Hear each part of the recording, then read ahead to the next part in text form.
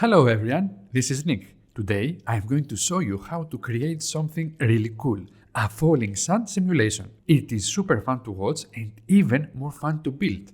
This project is one of those things that looks really impressive, but it is very simple once you break down.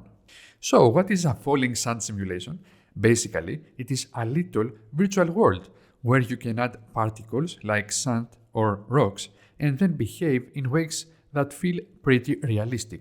Sand falls down and piles up, rocks just stay where you put them, and sand can pile up on them, and you can even erase particles with a magic eraser.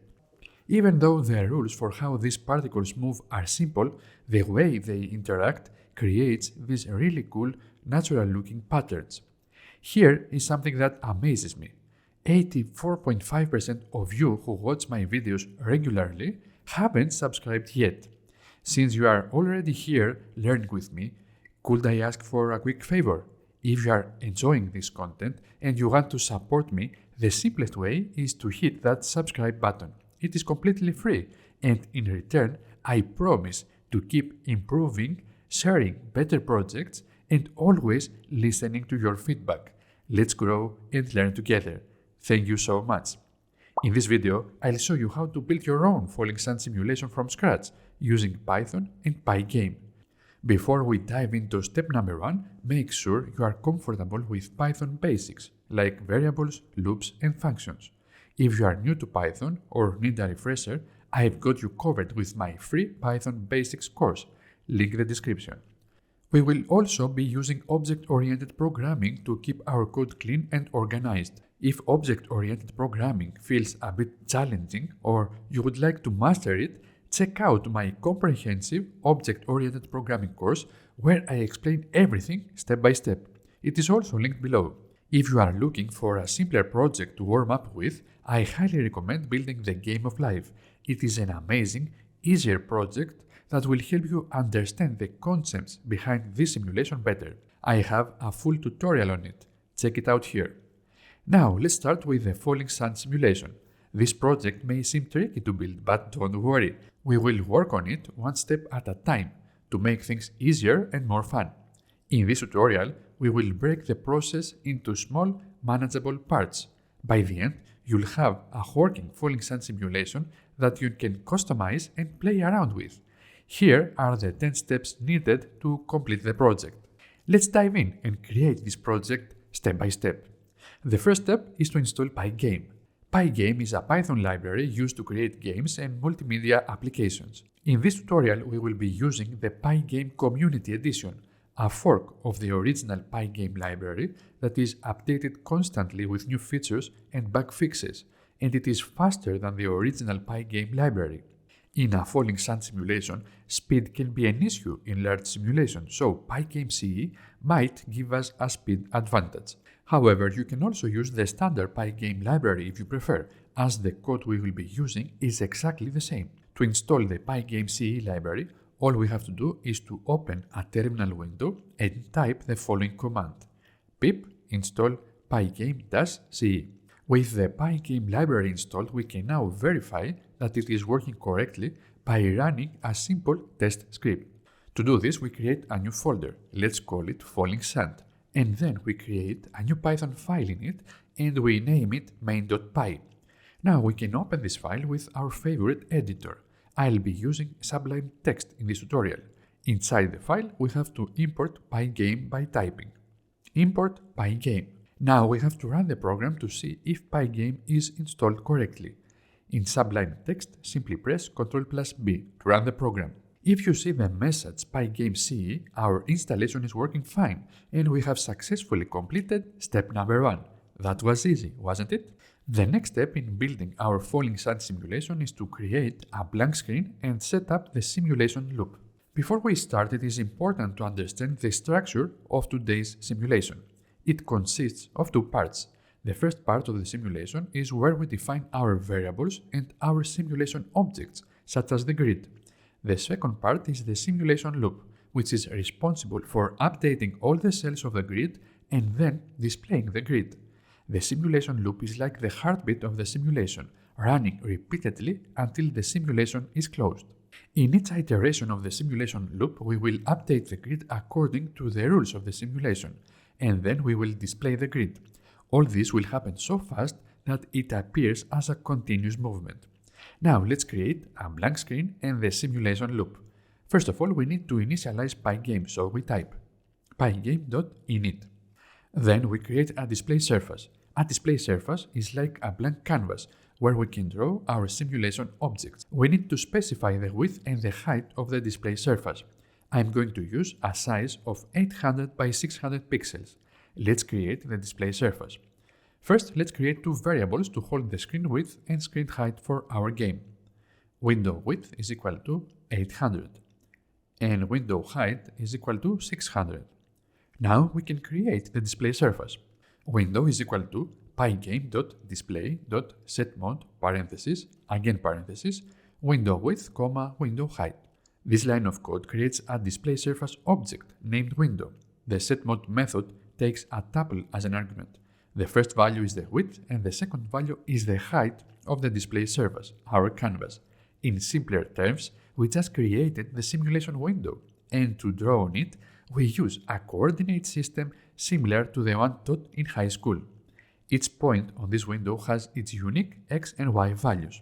The coordinate system used in computer graphics differs from the standard Cartesian coordinate system taught in high school. In computer graphics, the origin of the display is located at the top left corner, with 0, 0 being at the top left. In contrast, the standard Cartesian coordinate system starts from the bottom left corner, with 0, 0 being the origin. In this system, the x-coordinate increases as we move to the right, and the y-coordinate increases as we move up. However, in the top left corner coordinate system used in computer graphics, the x-coordinate increases as we move to the right, and the y-coordinate increases as we move down. This means that a point at 10, 10 will be located 10 units to the right and 10 units down from the origin. We will be using the top left corner coordinate system today. That's why it is important to understand the differences between these two coordinate systems. Back to our code. Now that we have created the window, we need to give it a title. We do that by using the setCaption function. Pygame.display.setCaption parenthesis quotes falling sand. Next, we create a clock object like this. Clock is equal to pygame.time.clock parenthesis. Be careful, we need a capital C here. We need this clock object to control the frame rate of the simulation, how fast the simulation will run. Don't worry about this line of code now. We will get back to it in a minute. The basic setup of the simulation is now complete. Let's now work on the simulation loop. The simulation loop consists of three parts. First, event handling. First, we need to check for any events that occur in the simulation, such as quitting the simulation, a key pressed on the keyboard, etc. Second, updating. Next, we update the state of our grid according to the rules of the simulation. Third, drawing objects. Finally, we draw all the simulation objects in their new state on the screen. By following these three steps, we can create a dynamic and interactive simulation that responds to user inputs and updates its state accordingly. Now let's implement these three steps. Let's write a comment first. Simulation loop. We start the simulation loop with a while loop like this. While true, colon. The while loop is an essential part of our simulation. It runs continuously until we close the game. At each iteration of the loop, we perform three key steps: checking for events, updating the state of the grid, and drawing the grid. Let's place some comments to help us organize our code inside the simulation loop. 1. Event handling goes here. 2. Updating state of the grid goes here. 3. Drawing the grid goes here. It is important to note that before running the simulation, we need to ensure that the code inside the while loop has been fully written. If we run the code at this point, the while loop will run forever, since we have not defined a way to stop its execution. So in the next step, we will add the necessary code to stop the while loop. For event in pygame.event.get parenthesis colon. This line of code gets all the events that Pygame recognizes and happened since the last time the while loop ran and puts them in a list. Then we loop through the list of events and check if any of the events is the quit event.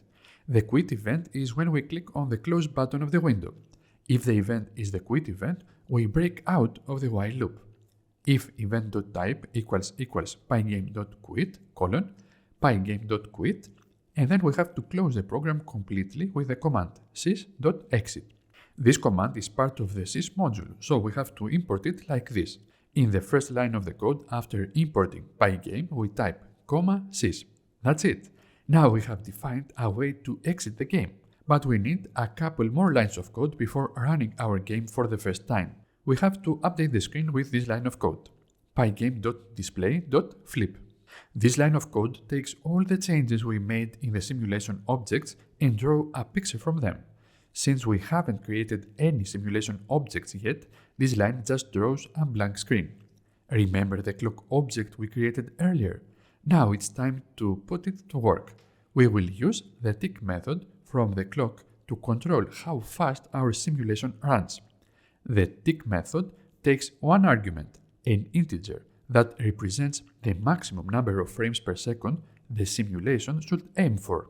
Most games run smoothly at around 60 frames per second, but for our falling sand simulation, we will set it to 120 FPS to make the movement of particles feel more fluid. First, let's define a variable at the top of our script to hold the FPS value. FPS is equal to 120. Now, inside the game loop, we have to call the tick method of the clock object, clock.tick parenthesis FPS. And that's it. Now our while loop, along with all the code inside it, will run up to 120 times per second. Keep in mind, this doesn't mean our simulation will always hit 120 FPS. It sets 100 FPS as the maximum speed. If your system is handling a lot of particles or other demanding tasks, it might run slower than this. But with this setup, we ensure the simulation won't run faster than 120 FPS, keeping everything smooth and under control. With the simulation loop complete, we can run the simulation for the first time. The window opens with the title and the dimensions we defined, but it is empty since we haven't drawn anything yet.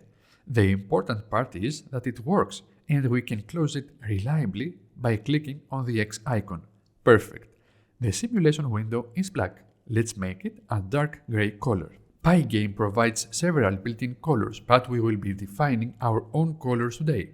In Pygame, colors are represented as a tuple of 3 values, each value representing the amount of red, green, and blue in the color.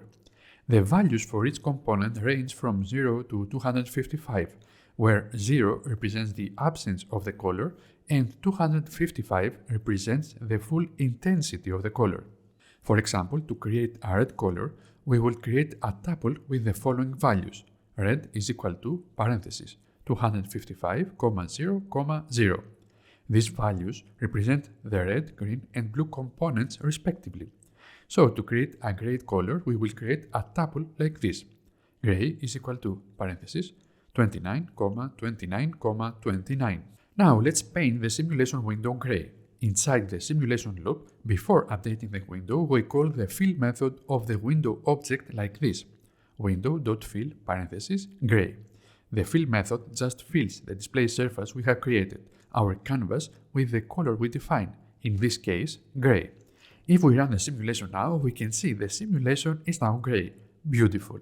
We just completed a very basic simulation loop, so we can remove step number 2 from our list. We have made progress. Moving on to step number 3, we are going to create the grid. Before diving into the code, let's talk about why the grid is so important for our falling sand simulation and how we will represent it.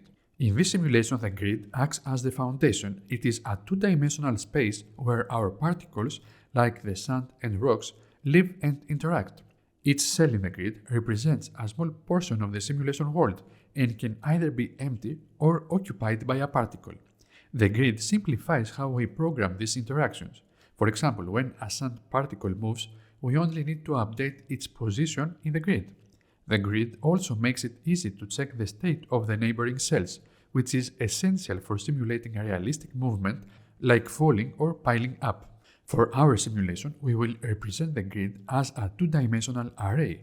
Each element in the array will either be none for an empty cell or hold a particle object like sand particle or rock particle. This approach allows us to manage the behavior of different particle types efficiently. In this step, we will set up the grid as the backbone of our simulation. We will decide on its dimensions based on the window size and the cell size. Then, we will initialize the grid with all cells empty. After that, we will add methods to draw the grid on the screen, update the particles, and so on. In this project, we are going to use object-oriented programming to help us organize our code. So we will create a grid class. Let's create a new file for our grid class. We press Ctrl+N to open a new file and then save it as grid.py using Ctrl+S. Now let's write the code for our grid class. Class grid : def __init __ self : Let's figure out how we're going to create the grid for our simulation. We already know the size of our simulation window, 800 by 600 pixels. To make things easy to see, we will start by dividing the window into cells that are 20 pixels wide and 20 pixels tall.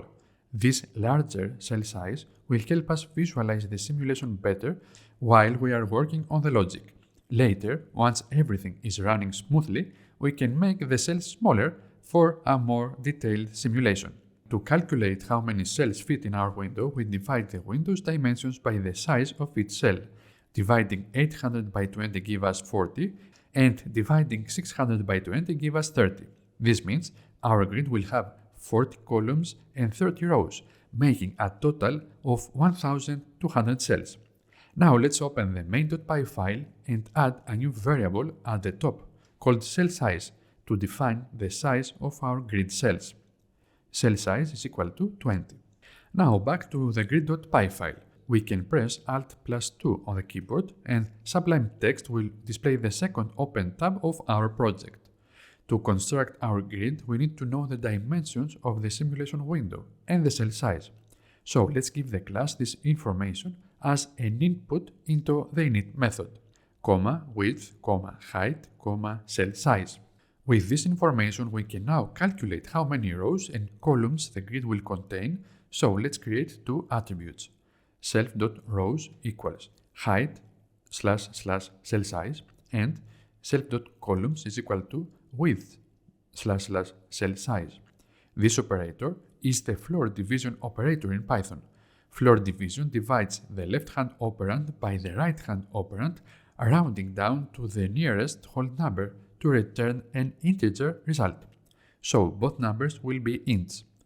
Let's also create an attribute to hold the cell size. Self.cellSize is equal to cell size. Now we are ready to create the grid.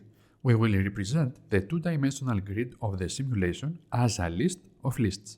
This list of lists will be an attribute of the grid class. Let's call it cells. Self.cells equals to. Now let's create this list of lists using list comprehension. Brackets, none for underscore in range parentheses self.columns for underscore in range parentheses self.rows. This part of the code here creates a list filled with none, and this part of the code repeats that process. So with this line of code, we generate the grid and we fill all of its cells with none. None is a special value that represents the absence of any data or value.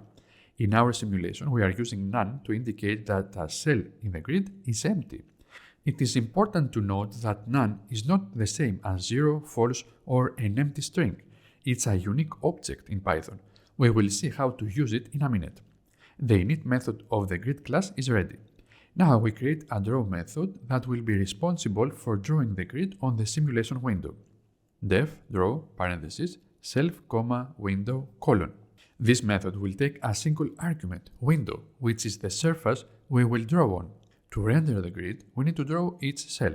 For now, since we haven't created any particles yet, we will focus on drawing an empty grid. Each empty cell will be represented as a gray square. To do this, we will loop through all the cells in the grid and draw them one by one. For row in range parentheses self.rows colon for column in range parenthesis self.columns colon. We can now draw every cell using the draw method of the Pygame library. First, let's import Pygame at the top of the file. Import Pygame. Next, let's create a light gray color to use when we draw the empty cells. Light gray is equal to parenthesis 55, 55, 55. Next, inside the draw method, we will use the pygame.draw.rect function to draw each cell of the grid. Here is the basic structure of the function. Pygame.draw.rect parenthesis surface, color, parenthesis rect. We need to enter some info to this function. First, we need to enter the surface we want to draw on, window, then a color. For now, we will use light gray to represent empty cells. Lastly, we need a rectangle. This is a tuple of 4 values: the x and y coordinate of the top left corner of the rectangle and its width and height. The x coordinate is column times self.cell size, the y coordinate is row times self.cell size, and the width and the height of the rectangle, since we want to draw a square, is the same: self.cell size, self.cell size. Beautiful. A first version of the grid class is ready. Let's test it at once to see if it works. Let's go to the main.py file and create a grid object. First of all, let's import the grid class. From grid, import grid. Now, outside of the game loop, we will create a grid object. We will give the constructor all the information it needs. Grid is equal to grid, parenthesis, window width, window height, cell size. We then need to call the draw method inside the game loop. Grid.draw parenthesis window. We need to pass in the display surface as an argument. Let's run the simulation now. As you can see, our window has become light gray.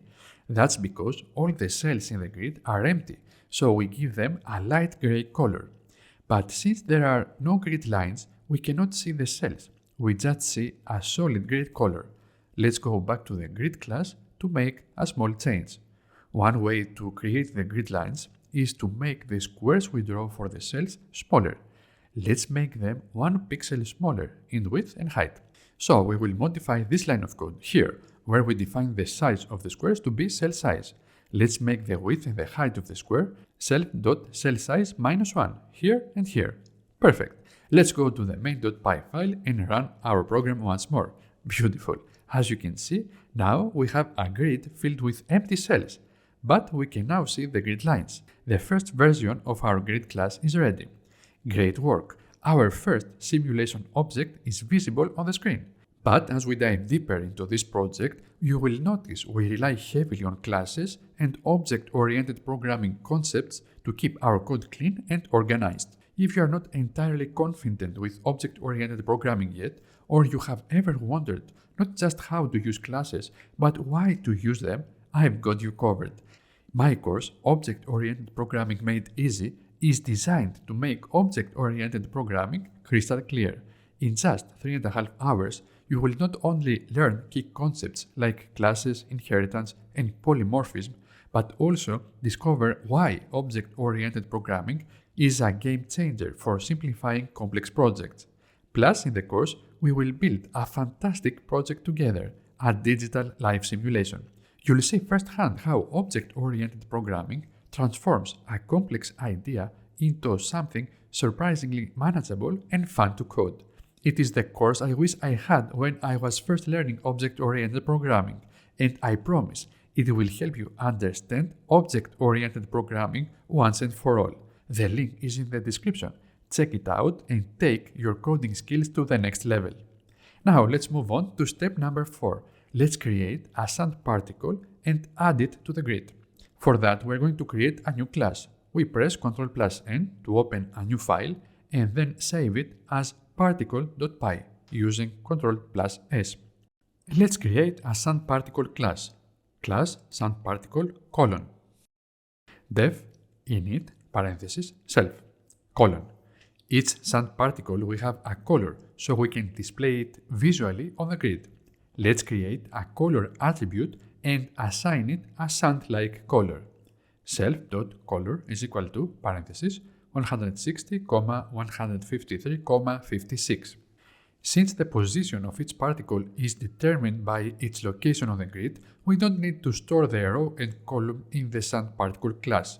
This approach keeps the particle class simpler and avoids redundancy, as the grid itself already tracks the particle's position. That's all we need for our sand particle class to simply draw a sand particle on the grid. This class serves as a blueprint, allowing us to create as many sand particles as we want for our simulation. Now let's go back to the grid class and modify the draw method so it can display sand particles on the grid. Inside this for loop, we check every cell. If the cell is empty, we will draw it with a light gray color, else we will use the color of the particle. Now, inside the loop, let's create a color variable and assign it the color of the empty cell at first. Color is equal to light gray. Now, let's get the particle of the current cell. Particle is equal to self.cells brackets row brackets column. If the cell is not empty, we give the color variable the color of the particle. If particle is not none colon, color is equal to particle.color. Now here, instead of the light gray color, we need to use the color variable. Our grid class is now ready to display our sand particles. Let's go to the main file and test our code. First, let's import the sand particle class. At the top of the file, we add from particle import sand particle. Now let's create a sand particle and position it on the grid. Let's say at the top left corner. Grid.cells brackets 0 brackets 0 is equal to sand particle. Now let's run the code and see what happens. As you can see, a sand particle appears. Our code works. Let's duplicate this line of code and test it with row 3 column 2. Grid cells brackets 2 brackets 1 equals sand particle. Remember, rows and columns are zero indexed in Python, so the third row and second column are accessed using indices 2 and 1. When we run the program again, you will see another sand particle appears in the grid. Both particles are drawn in their correct positions, which means our grid and particle logic are working as expected. Right now, all our sand particles use exactly the same color. While this works, it will be more visually interesting if each particle had a slight variation in its color to mimic real-world sand. Let's update the sand particle class to include some randomness in the sand color. Let's add a method called randomColor to the sand particle class. Def randomColor parenthesis self colon. In this method, we could use our familiar RGB color values, but it is easier to achieve somewhat realistic sand colors by using HSV color values. Unlike RGB, where the red, green, and blue components are interdependent, HSV separates color into 3 intuitive components: hue, saturation, and value. Hue determines the base color, like yellow or brown.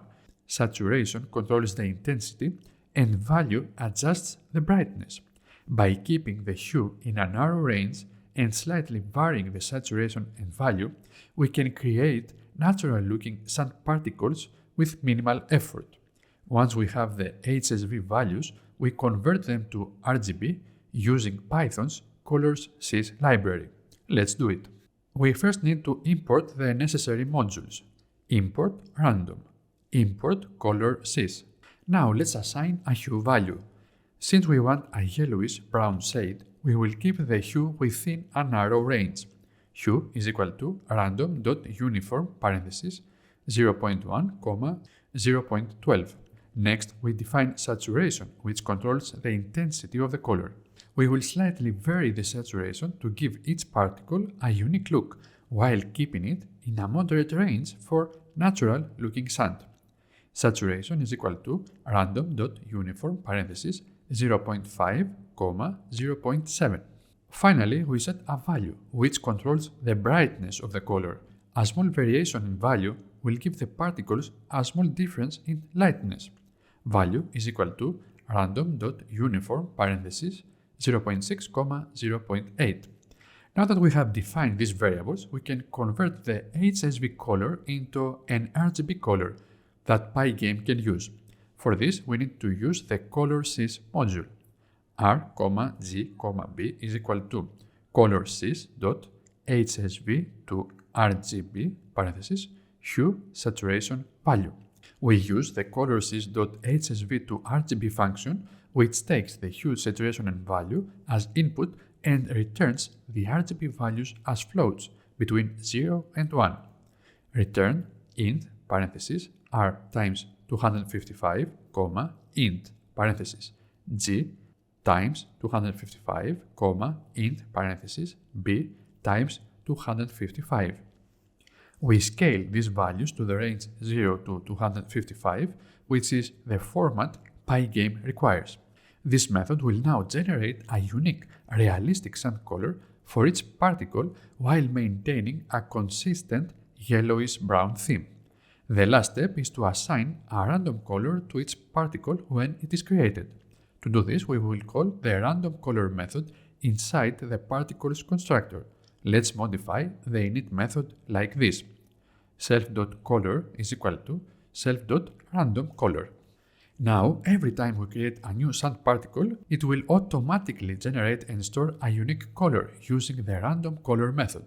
Now, let's go back to the main file and test our code a few times. Perfect.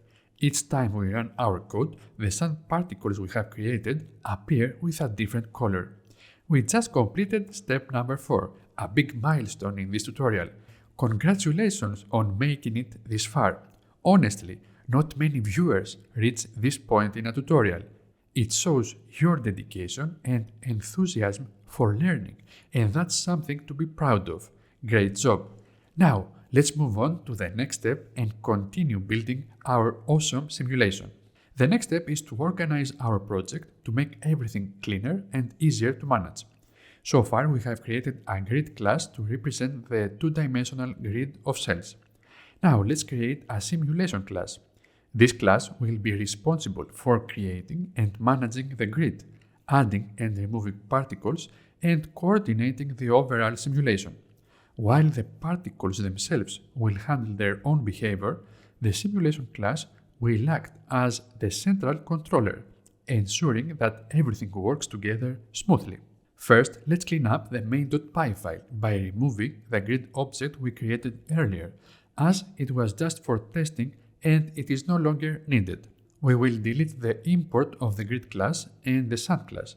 We will remove the grid object instantiation and get rid of any assignments to specific cells, and finally, remove the call to the grids draw method inside the simulation loop. With those changes, the main.py file will be ready for the next step. Now, let's create our simulation class. We press Ctrl+N to open a new file and then Ctrl+S to save it as simulation.py. Class simulation : def init parenthesis self : The simulation class will hold a grid, so let's import the grid class. From grid import grid. Self.grid equals grid. But to construct a grid, we need some information. We need the width and the height of the simulation window and the cell size. So, in the initializer of the class, we pass these information arguments: width, height, cell size. And now we can complete the creation of the grid. Self.grid is equal to grid parenthesis width, height, cell size. Now let's create a draw method that will draw the grid on the simulation window. Def draw parenthesis self, window : Inside this method, we just have to call the draw method of the grid object. Self.grid.draw parenthesis window. Cool, our first version of the simulation class is ready. Let's go back to the main.py file and test it out. First, let's import the simulation class. From simulation, import simulation. We can now create a simulation object. Simulation is equal to simulation parenthesis window width, window height, cell size. Lastly, we can call the draw method of the simulation object. Simulation.draw parenthesis window. If we run the program now, we can see the grid appears. Cool. Now that we have a working simulation class, let's add the ability to add particles on the grid. To do this, we will create an addParticle method in the grid class. This method will allow us to add particles like sand or rock to specific locations in the grid. Let's open the grid.py file and add the following method to the grid class. Def add particle parenthesis self, row, column, particle type. First, let's add a check to see if the row and column are inside the grid. If 0 less than or equal to row less than self.rows and 0 less than or equal to column and less than self.columns, colon. Now we can add a particle to the specific cell. Self.cells brackets row brackets column is equal to particle type. The particle type here is a parameter that allows us to specify what kind of particle we want to add to the grid. For example, it could be a sand particle, a rock particle, or any other type of particle we might create in the future. Here is how it works. The particle type is expected to be a class, like sand particle or rock particle. When we call particle type inside the method, it creates a new instance of that class. By passing the particle type as an argument, we make the addParticle method flexible and reusable. Instead of having separate methods for adding sand, rocks, or other particles, this single method can handle them all. This design also makes it easy to extend the simulation later.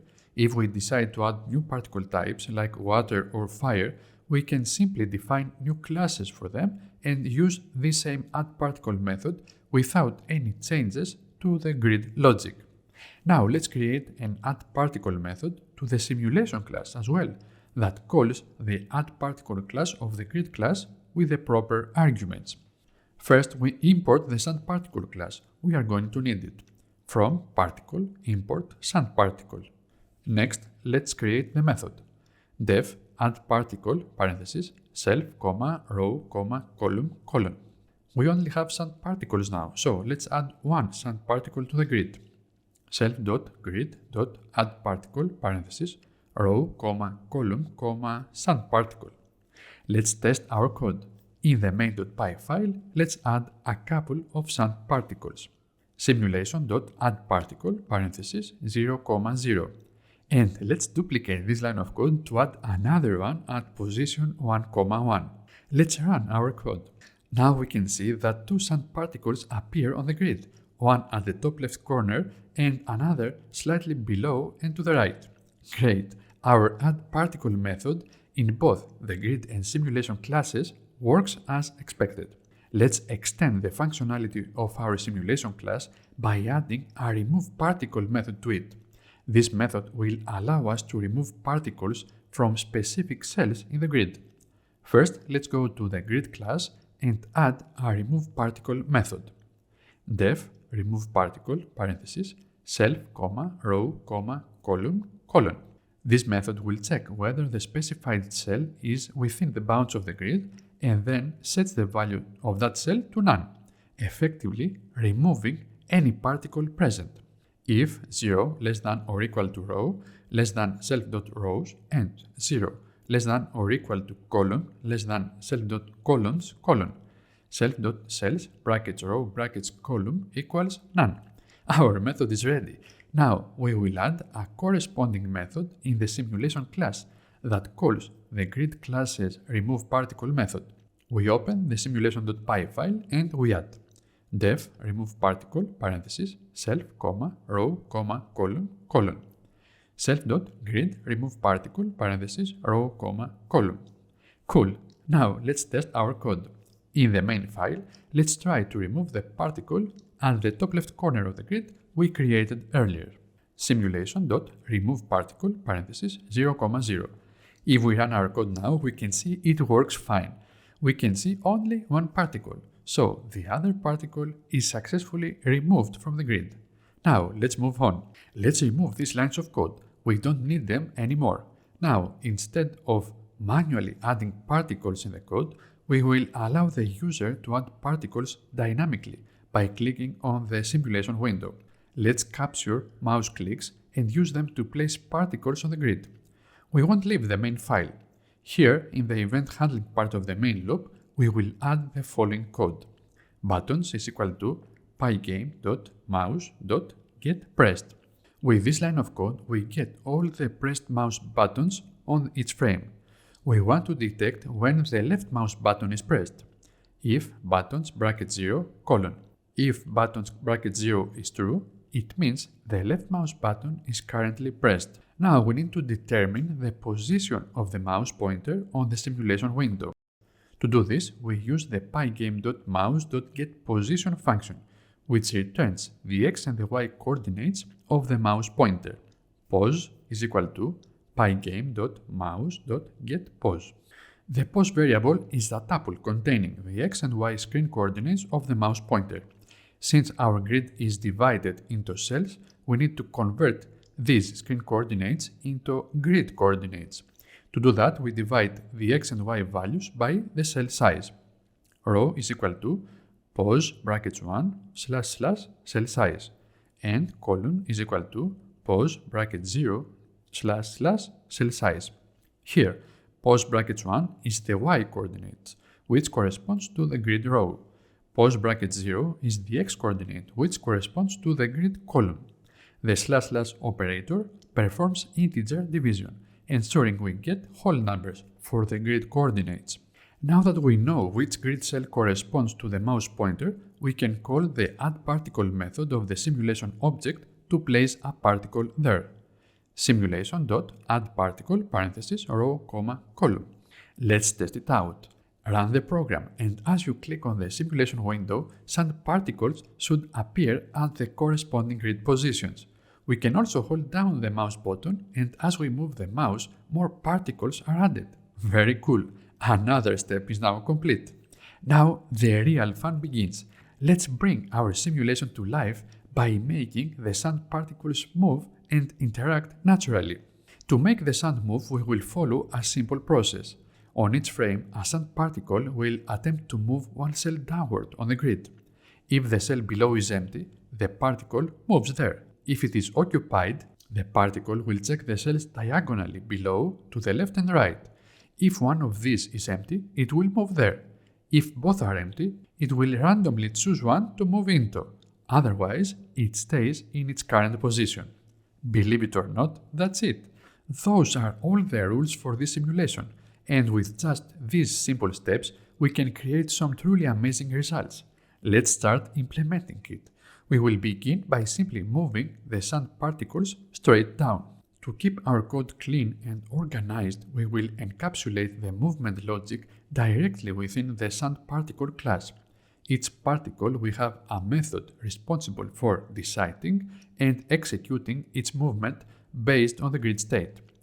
This way, the particle itself determines how it interacts with its surroundings, making the simulation more modular and easier to manage. Let's add a new method to the sand particle class called update. This method will handle the particle's movement based on the rules we just discussed. So, in the sand particle class we add def update parenthesis self colon. In a previous step, we decided that the particles wouldn't store the row and column directly, as this information is already implied by their position in the grid. To retrieve it, we will pass the current grid and the particle's position to the update method as arguments. Let's modify the method to take these additional parameters. Def update parenthesis self, grid, row, column. Grid is the current state of the simulation grid. Row and column represent the particle's current position.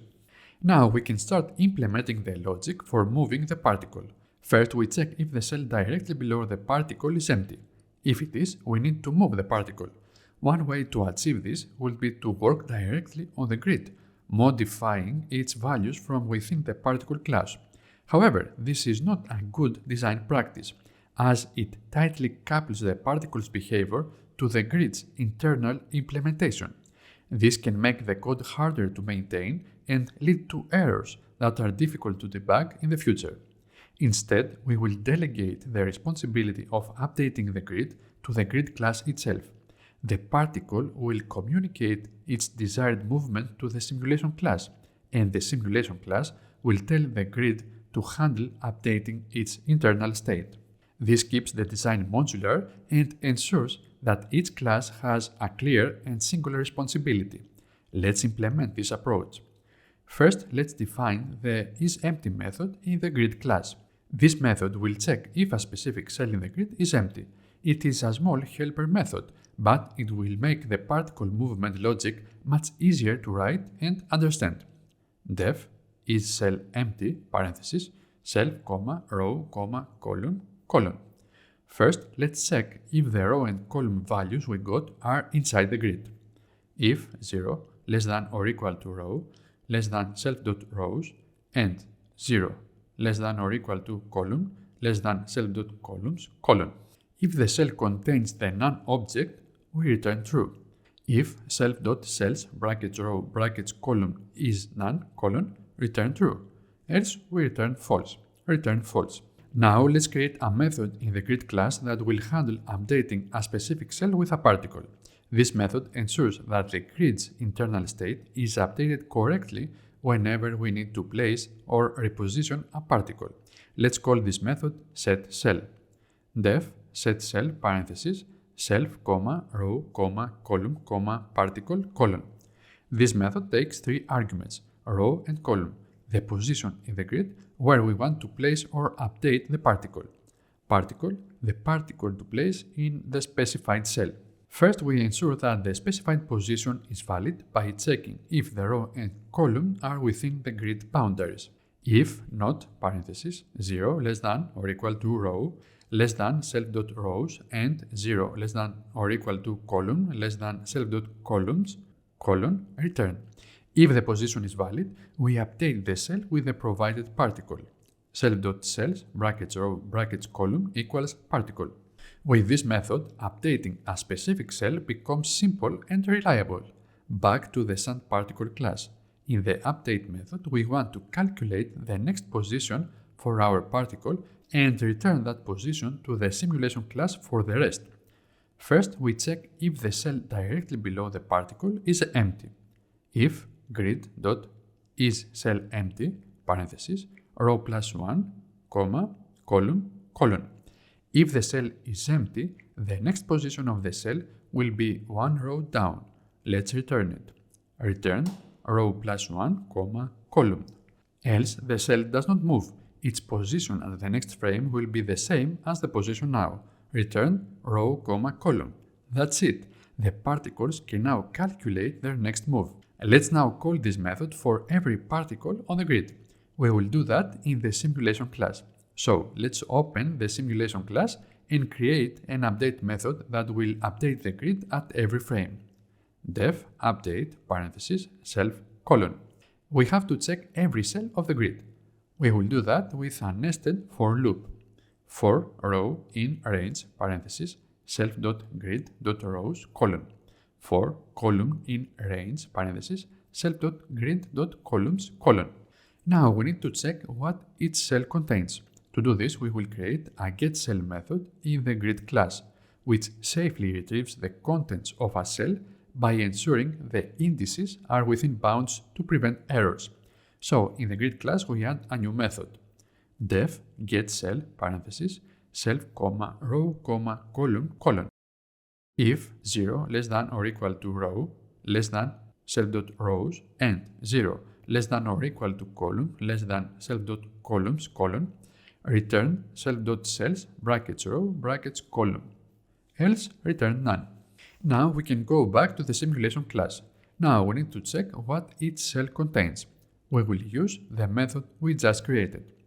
Particle is equal to self.grid.getCell parenthesis row, column. If particle is not none, when a particle is found, we call its update method to determine its next position in the grid and handle its movement accordingly. New pos is equal to particle.update parenthesis self.grid, row, column.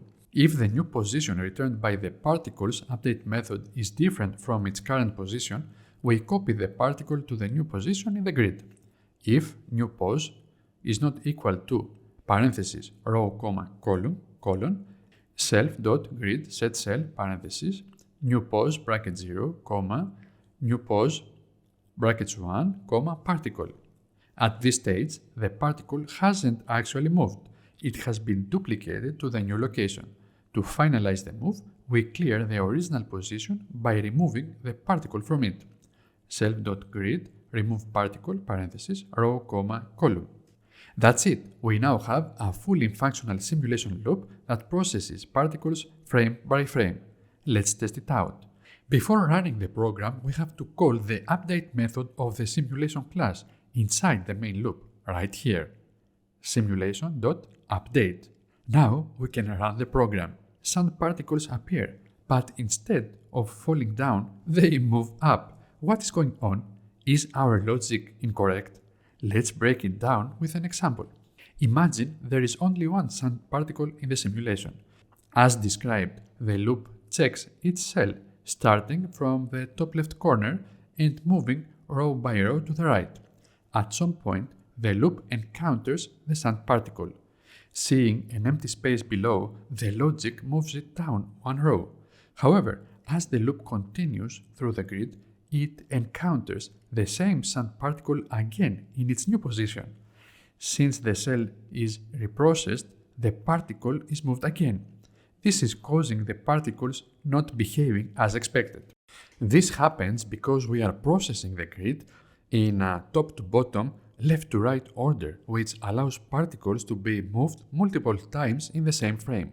To fix this, we need to ensure that each cell is updated only once per frame. One possible solution is to add an updated attribute to the sand particle class and use it to track whether the particle has already been processed in the current frame. However, this adds extra complexity and computational overhead, which could slow down the simulation, especially as the grid size grows. For this simple version of the simulation we are building today, there is a much easier and faster solution. Instead of processing the grid from top to bottom, we can process it in reverse order from bottom to top. This way, particles are updated starting from the bottom row, ensuring that particles above don't reprocess already moved particles below them in the same frame. Additionally, there is no need to check the last row of the grid, as any particle that ends up there cannot move further. Therefore, we will start checking our cells from the second to last row and work our way upwards. Let's do it. In the update method of the simulation class, we will modify just a single line of code. We modify this line of code like this. For row in range parenthesis self.grid rows -2, -1, -1. Since the grid's rows are 0 indexed, the last row is at index self.grid rows -1. Subtracting 2 ensures we start from the second to last row, skipping the last row since particles there can move further down. The loop stops just before -1, which ensures it includes row 0, and the step of -1 moves it backwards. Let's test our code one more time. Perfect. Now the sand particles fall, just as we want them to. Our simulation is starting to come together. However, as we can see, the particles currently stack up in a perfectly linear way, moving one after another.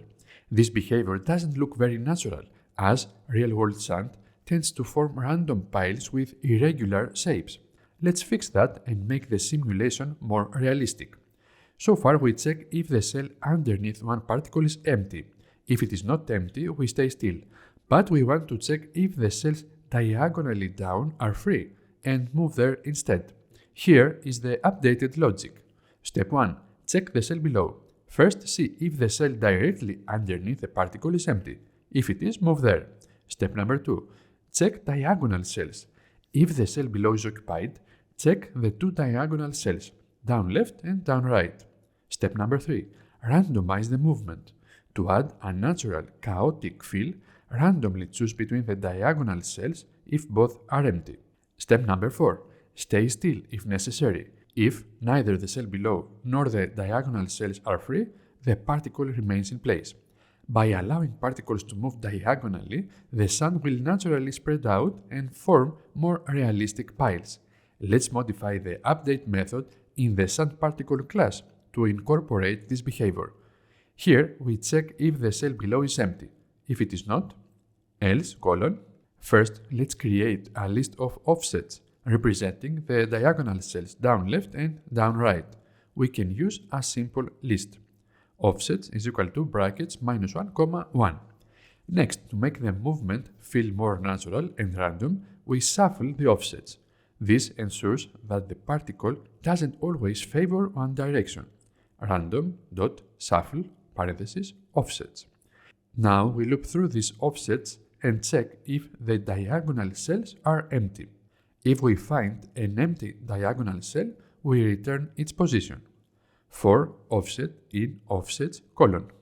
New column is equal to column plus offset. If grid.isCell empty parentheses row +1, new column colon return row +1, new column. Finally, if neither the cell below nor the diagonal cells are free, we return the current position, meaning the particle stays in place. Return row, column. Our method is ready. Let's go back to the main file and test it one more time. Amazing! Our hard work has truly paid off. Just look how naturally the sand moves now. Instead of stacking in straight lines, the particles flow and spread out, forming realistic piles. It is so satisfying to watch. Impressive, right? But here's an interesting question. Why don't the particles move out of the grid from the left or right sides? As for the bottom row, we have already said it is omitted for movement, so it makes sense that particles don't move outside the grid from the bottom. However, we didn't explicitly write any code to stop them from moving off the grid horizontally. Take a moment to think about it. It is a great way to reinforce your understanding of the logic. Pause the video here and see if you can figure it out. Once you have thought about it, keep watching and I'll explain.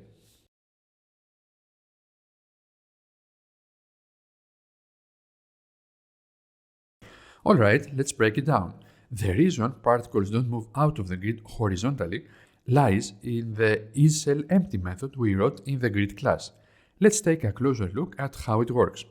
The first condition in this method ensures that we are only checking cells that fall within the valid range of the grid. Any cell outside of the grid boundaries is automatically treated as not empty. Essentially, it is marked as taken. This clever boundary check prevents particles from moving beyond the edges of the grid without the need for additional code. For example, when a particle is at the right edge of the grid and encounters an obstacle directly below, the isCellEmpty method checks the cells in the row below, both to the left and to the right. In this case, the left cell is occupied, so the algorithm also checks the right cell. For the right cell, the isCellEmpty method returns false because it is outside the grid, marking the cell as taken. As a result, the particle stays in its current position and doesn't move beyond the grid's edge. Pretty cool, right? Let's stop the simulation for a moment and adjust the cell size to make the particles smaller. Since everything is working as expected, we can reduce the cell size to 6 pixels. When we run the code again, the sand particles are smaller, giving the simulation a more detailed and visually appealing look. However, the grid lines are still visible, and while they were helpful for debugging, we don't need them anymore. Removing the grid lines will make the simulation look even more polished. To do this, let's head over to the grid class where all grid-related functionality is handled and make a few adjustments. This is where the beauty of organizing our code into separate classes shines. By keeping the grid-related logic in its own class, we have made it incredibly easy to make changes like this without touching the rest of the code. This separation of responsibilities makes our code modular, more maintainable, and easier to understand. Now let's modify the draw method in the grid class to remove the grid lines. To create the grid lines, we have been drawing each cell using the color of the particle it contains, while making the rectangle for each cell 1 pixel smaller than the cell size. This smaller rectangle leaves a 1 pixel gap between cells, effectively creating the grid lines. If we want to remove the grid lines, we just need to ensure that each rectangle completely fills its cell. To do this, we will remove the -1 adjustment in the width and the height of the rectangle used for drawing. This simple change will eliminate the gaps between cells. Next, let's make a small change that will speed up our code. Currently, in the draw method, we loop through every cell in the grid and draw them one by one. However, the empty cells are all the same gray color, and since their appearance doesn't change during the simulation, we don't need to redraw them. Instead, we will only draw the cells containing particles, as they have different colors and actively change during the simulation. This way, we save a lot of processing time, especially for larger grids. So we place this draw method inside this if statement. Also, we don't need the light gray color variable and this assignment here, since we only draw the cells that contain a particle.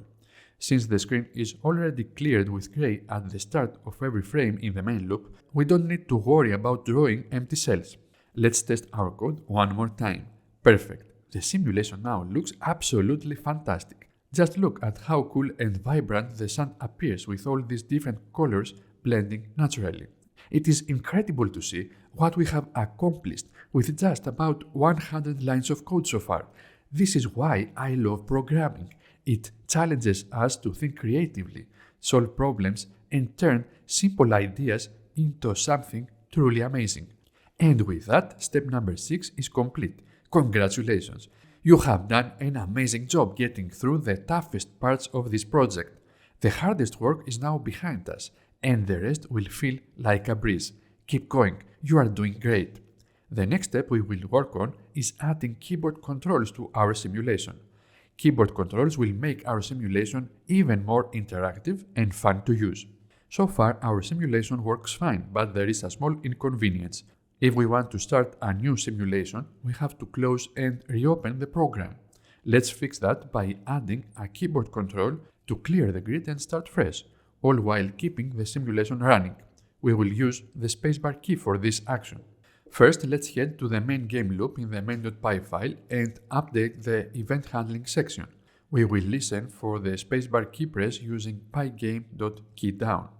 If event.type equals pygame.keydown, this event triggers when a key on the keyboard is pressed. Now, let's check if the spacebar key was pressed. If event.key equals pygame.k_space, in that case, let's restart the simulation, simulation.restart.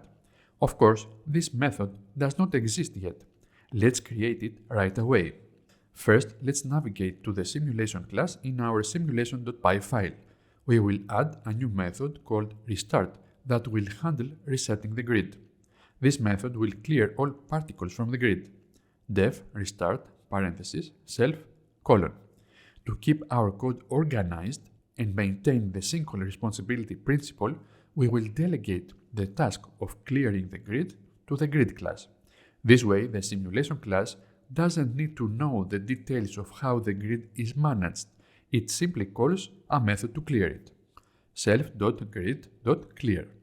Now, let's just create the clear method in the grid class. In the grid class, we will add a new method called clear that will remove all particles from the grid. Def clear self.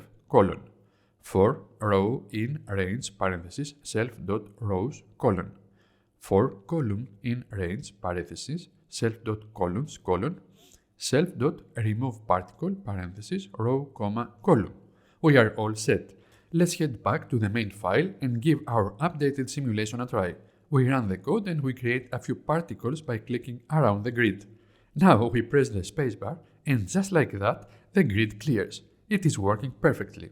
Let's expand our simulation by adding 3 additional options for user interaction. We will allow the user to press S to create sand particles, R to create rock particles, and E to select the erase tool to remove particles from the grid. Let's update the event handling part of our code. For now, we won't implement the functionality for creating different particle types or erasing yet. We will just set up the structure to handle these inputs. This way, we can organize our code better and make it easier to add the actual functionality later.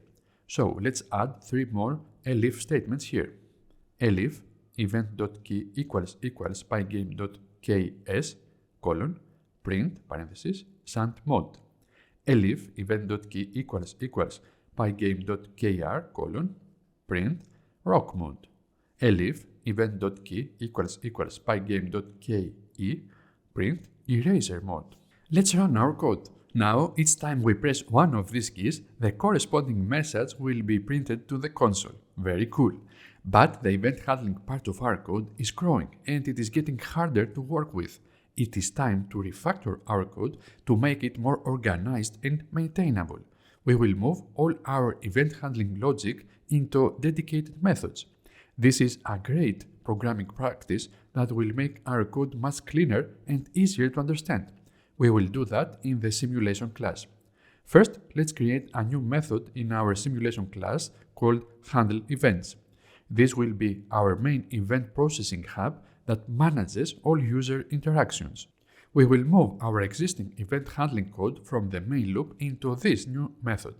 First, let's add some imports. Import Pygame, sys. Now we will create a method called handleControls. Def handleControls parenthesis self colon. Now let's check for events. For event in pygame.event.get parenthesis and a colon. If event.type equals pygame.quit colon, pygameQuit and sys.exit. If event.type equals pygame.keyDown colon, self.handleKey parenthesis event. The handleKey method does not exist yet. We will create it in a moment. After checking for keyboard events, we also want to handle mouse input. So let's add that to our handleControls method outside of this for loop. We will call another method that doesn't exist yet, self-handleMouse. Now our handleControls method is complete. Let's create the other two methods needed. Def handleKey parenthesis self, event colon. Here we just have to cut and paste the code we have already written in the main file. We only need to change simulation to self here. Now let's implement the handleMouse method. Def handleMouse parenthesis self colon. Similarly, we go to the main file and we cut this block of code and we paste it here. As you can see, we need the cell size here. Let's go to the init method and create a cell size attribute to hold the cell size. Self.cellSize is equal to cell size. We already get the cell size, so we are good to go.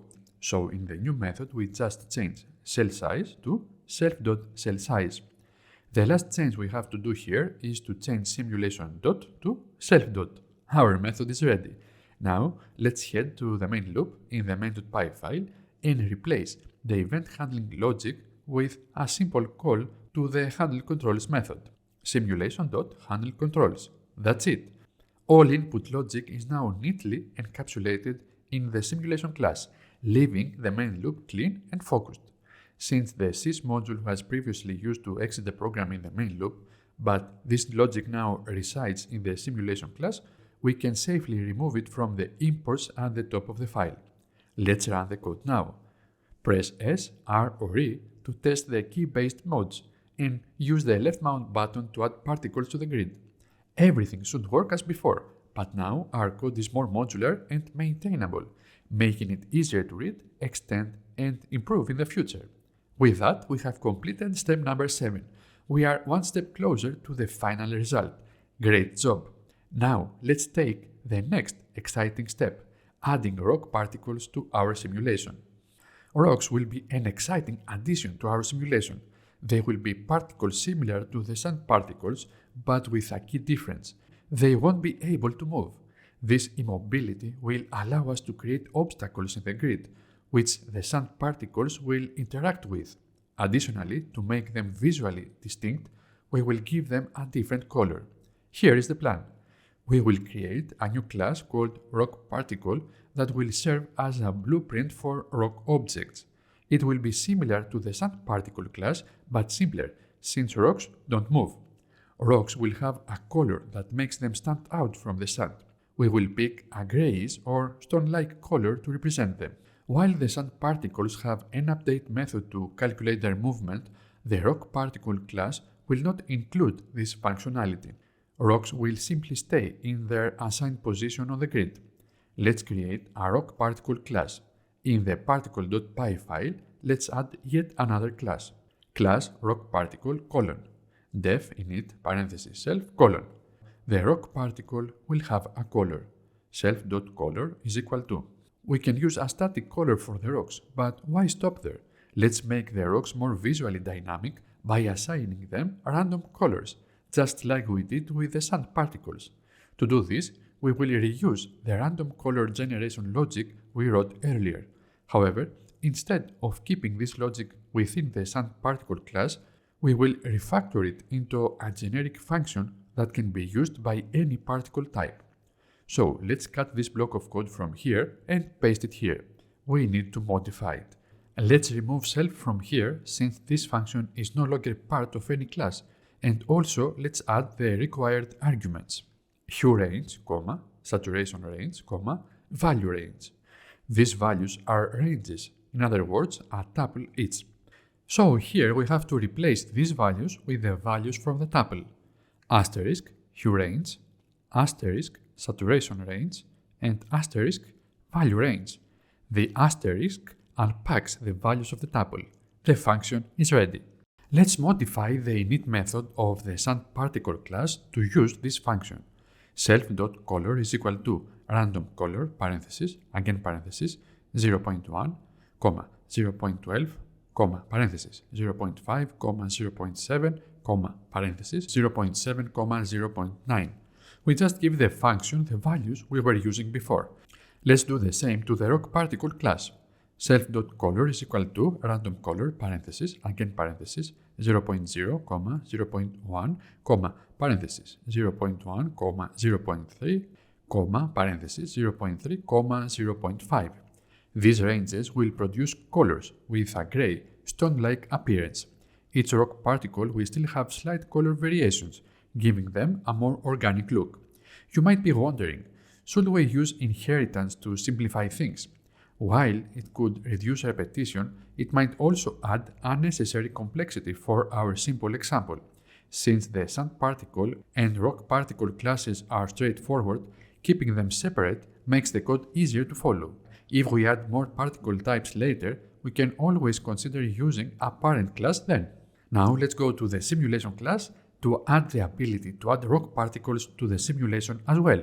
First, let's import the rock particle class. From particle import rock particle. Now let's figure out where we add particles. It happens in the handle mouse method, where we add a particle when the user presses the left mouse button. But now we have two options, adding either a sand particle or a rock particle. To handle this, we will introduce a mod attribute in the simulation class, so it knows which type of particle to add. In the init method of the simulation class, we add self.mod equals to sand. This attribute will keep track of the current mode of the simulation type to add, starting with sand as the default mode. Now we will update the mod attribute based on the user input. When the user presses the S, R, or E key, we will switch the mod accordingly. Let's add the following lines to the handle key method. Self.mod is equal to sand here, self.mod is equal to rock here, and self.mod is equal to erase here. This way, the mod attribute dynamically changes based on the user's input, allowing us to add sand, rocks, or erase particles with ease. Now we will modify the addParticle method to be able to add any type of particle, not just sand particles. Let's remove the current code and add the following. If self.mod equals sand, particle is equal to sand particle, elif self.mod equals rock, particle is equal to rock particle. Now we need to add the particle in the grid. Self.grid.addParticle, parenthesis, row, column, particle. Let's go to the main file and try to run the code again. The sand worked as before, but if I try to place some rock particles, the simulation crashes. If we take a close look at the error message, it says that the rock particle class has no update method. Let's go to the simulation class and fix it. In the update method here, we check if the particle is not none.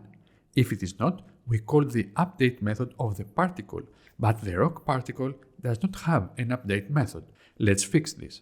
Let's call the update method only if the particle is a sand particle. If is instance parenthesis particle comma sand particle colon. Awesome. Let's run the code again. Perfect. It works just like we wanted. We can place sand particles like before, but now we can also add rock particles. The rocks stay exactly where we put them. They don't move. And they block the sand, creating obstacles. It is so cool to see how the sand and rocks interact. With just these two particle types, we can already build fun designs and watch the sand flow around the rocks. There is one more issue we need to address. Right now, we can place rock particles on top of sand particles and vice versa. This isn't how we want our simulation to work, as particles should only be added to empty cells. Let's fix this by modifying the addParticle method in the grid class, which is responsible for handling grid updates. We will ensure that a particle is only added to the grid if the target cell is empty. Here is what we will do. We open the addParticle method in the grid class and we add a condition to check if the target cell is empty before adding the particle. And self.isCellEmpty parenthesis row comma column. That's it. Let's run the code one more time to test it. Perfect. Now, if you try to place rock particles on top of sand particles or the other way around, it won't allow you. This makes the simulation behave more realistically. With that change, we have completed yet another step. You are doing amazing. The effort you are putting in is paying off, and the end result is going to be fantastic. Most of the groundwork is already done, and now we are moving on to making the simulation even more fun and interactive. Next up, we will add an eraser tool to our simulation. This will allow us to clear particles directly from the grid with just a click, making it easier to refine our creations or experiment with different setups. Here is the plan for the eraser tool. The user can press the E key to activate the eraser. While in eraser mode, clicking on any cell will clear the particle in that spot, leaving the cell empty. It is easy. Let's go to the simulation class. We want to erase a cell on mouse click. So, in the handleMouse method, we just have to check the mode. If the mode is erase, we need to erase the cell, else we add a particle. If self.mode equals erase colon, self.grid.remove particle parenthesis row comma colon, else colon, self.addParticle parenthesis row comma colon. Let's run our code again and test it. First, let's create some rocks and stack them like this. Then add some sand on top of the rocks. Great! Now press E to switch to the eraser tool and remove a few rock particles from there. Wow, look at that! The sand falls right through the gap we created. It is so cool to see how everything works together so smoothly. We just completed step number 9. There is one final step to complete our project. Right now, we are adding or removing just one particle per click. Wouldn't it be great if we could add or erase multiple particles at once, like using a brush tool? Let's work on that next. First of all, we want to define how big our brush will be. Let's say we want it to be a square brush that affects a 3x3 area of the grid. This means every time we click, we will add, remove, or modify particles in a group of 9 cells, depending on the current mode. First, we will set the size of our brush in the simulation class. This will let us easily adjust the brush size later if we want to experiment with different shapes or dimensions. Self.brushSize equals 3. Next, we will create a method called applyBrush. This method will handle applying the brush to the grid based on the current mode. Def applyBrush parenthesis self, row, column, colon. Here, row and column are the coordinates of the grid cell where the mouse is currently located. Since the brush covers multiple cells, we need to loop through each cell in the brush area. For our 3x3 grid, we will use a nested for loop. For r in range parenthesis self.brushSize colon. For c in range parenthesis self.brushSize colon. Inside this loop, we calculate the actual grid coordinates for each cell in the brush area. These are based on the top left corner of the brush, which is determined by the row and column parameters of the method. Current row is equal to row plus R, and current col is equal to column plus C. Now we will handle the brush action based on the current mode. If the mode is erase, we will remove particles from the cells in the brush area. If self.mode equals erase colon, self.grid.remove particle parenthesis, current row, comma, current col. If the mode is anything else, we will add the appropriate particle, else colon, self.add particle parenthesis, current row, comma, current col. With this method in place, we can now use the brush to create or erase multiple particles at once. The last thing we have to do is to call this method in the handle mouse method. We remove this block of code and then we type self.applyBrush parenthesis row, comma, column. Let's go back to the main file, run the code and try it out. Perfect. Now, instead of adding just one sand particle, we are adding 9 particles per click in a 3x3 grid. Look at how much smoother and more efficient the interaction feels.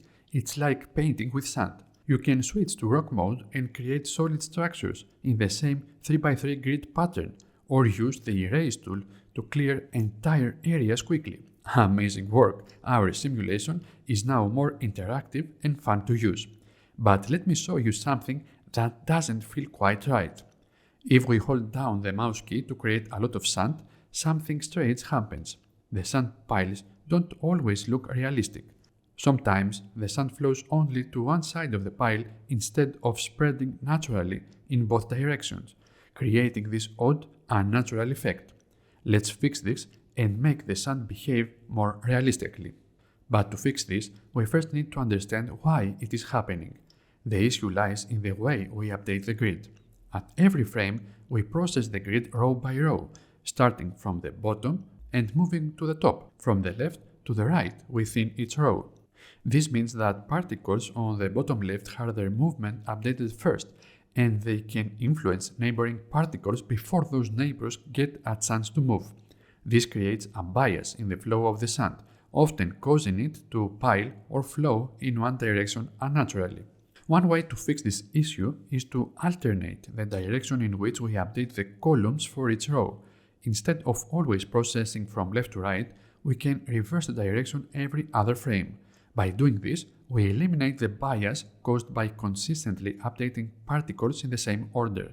This small change will allow the sand to flow more naturally and create a more realistic pile. Let's do it. In the simulation class, we will modify the update method. In this part, we check every cell of the grid. First, we check every row. For each row, we need to decide the order in which we will process the columns. Rows will alternate. For even rows, we will process columns from the left to the right, while for odd rows, we will process columns from right to left. So let's add a check. If row modulo 2 equals 0, column range is equal to range parenthesis self.grid.columns, else column range is equal to reversed parenthesis range parenthesis self.grid.columns. The reversed function in Python is a built-in tool that allows you to iterate over a sequence in reverse order. It is simple to use and works on sequences like lists, strings, tuples, or ranges. Now we can use the column range variable in our for loop. For column in column range colon. The rest of the code remains unchanged. Let's test the code one more time. Beautiful. Now, as you can see, the behavior of the falling sand is much more natural and balanced. It no longer piles up in one direction, but spreads out evenly, creating a more realistic simulation. But we can make this even better. Right now, when we use the brush to add sand particles, all 9 cells in the brush grid are filled. While this works fine, it can make the simulation look a bit too uniform. To make it more dynamic, we will introduce a bit of randomness to the brush's behavior. This way, instead of filling all cells within the brush grid, we will randomly decide which cells get particles. This small tweak will make the sand look more natural and chaotic, like how sand behaves in real life. Let's make it happen. Back to the simulation class. We are going to tweak the addParticle method to introduce some randomness when adding sand particles. Instead of filling every cell in the brush grid, we will add sand particles only 15% of the time. First, let's import the random module. At the top of the file, we add random here. Now let's go back to the add particle method. We have to remove this line where we add a particle to the grid. We also have to remove these two lines. Now, if the mod is the sand mod, we add some randomness. If random.random parenthesis less than 0.15 colon self.grid.addParticle parenthesis row, column, sand particle. This function generates a random float between 0 and 1. By checking if it is less than 0.15, we ensure that particles are added only 15% of the time. If the mod is set to rock, we will continue adding rock particles to every cell in the brush grid. Rocks needs to be solid and consistent, so there is no randomness here. Self.grid.addParticle row, column, rock particle. Let's run the simulation to see how it works. In sand mode, the particles fall with little gaps, making the piles look more natural and realistic. Switching back to rock mode, the rocks stay solid and steady, just as we want. The randomness in sand mode adds a nice touch, and the rocks keep things stable. This is turning out great. Awesome job! Now let's add one final touch, a custom cursor to show on the screen which tool we are currently using. It will make the simulation even more user-friendly and give a clear visual cue for sand, rock, or erase mode. Let's go to the simulation class and add a new method. Let's name it drawBrush. Def drawBrush parenthesis self, window, colon. First, we need to determine the position of the mouse on the screen in terms of pixel coordinates. Mouse pose is equal to pygame.mouse.getPose. Next, we calculate which cell on the grid the mouse cursor is pointing to. We do this by dividing the mouse x and y coordinates by the size of each grid cell. Column is equal to mouse pose bracket 0 / self.cell size. Row is equal to mouse pose brackets 1 / self.cell size.